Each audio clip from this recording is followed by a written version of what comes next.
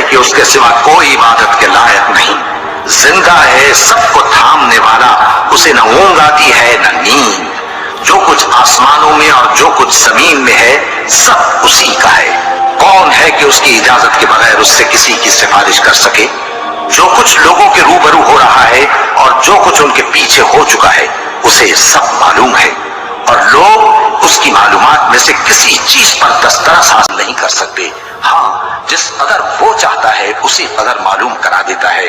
उसकी बादशाही और इल्म आसमान और जमीन सब पर हावी है, और उसे उनकी हिफाजत कुछ भी दुश्वार नहीं। वो बड़ा आली रुतबा है। ओ कि वो माबूद बरहक जिसकी मैं इबादत करता हूँ अल्लाह है, वो एक है। अल्लाह बेनियाज है, वो न किसी का बाप है और न किसी का बेटा, और कोई उसका हमसर नहीं। जो मखलूक आसमानों और जमीन में है अल्लाह की तस्बीह करती है, और वो गालिब है, हिकमत वाला है। आसमानों और जमीन की बादशाही उसी की है। वही जिंदगी देता है और वही मौत देता है, और वो हर चीज पर कादिर है। वही अव्वल और वही आखिर, और अपनी कुदरतों से सब पर जाहिर और फिर भी पोशीदा है, और वो हर चीज का खूब जानने वाला है।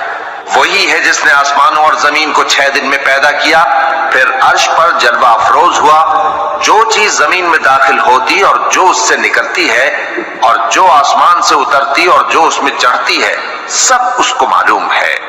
और तुम जहां कहीं भी हो वो तुम्हारे साथ होता है, और जो कुछ तुम करते हो अल्लाह उसको देख रहा है। आसमानों और जमीन की बादशाही उसी की है, और सब मामलात उसी की तरफ रुजू होते हैं। वही रात को दिन में दाखिल करता और दिन को रात में दाखिल करता है, और वो दिलों के भेदों तक से वाकिफ है। कह दो कि तुम माबूद बरहक को अल्लाह के नाम से पुकारो या रहमान के नाम से। जिस नाम से पुकारो उसके सब नाम अच्छे हैं, और कहो कि सब तारीफ अल्लाह ही को है, जिसने न तो किसी को बेटा बनाया है और न उसकी बादशाही में कोई शरीक है, और न इस वजह से कि वो आजिज व नातवा है कोई उसका मददगार है। और उसको बड़ा जानकर उसकी बड़ाई करते रहो, और जब तुमको कोई दुआ दे तो जवाब में तुम उससे बेहतर कलमे से उसे दुआ दो, या उन्हीं लफ्जों से दुआ दो। बेशक अल्लाह हर चीज का हिसाब लेने वाला है। अल्लाह वो माबूद बरहक है कि उसके सिवा कोई इबादत के लायक नहीं। वो क़यामत के दिन तुम सबको जरूर जमा करेगा, और अल्लाह से बढ़कर बात का सच्चा कौन होगा।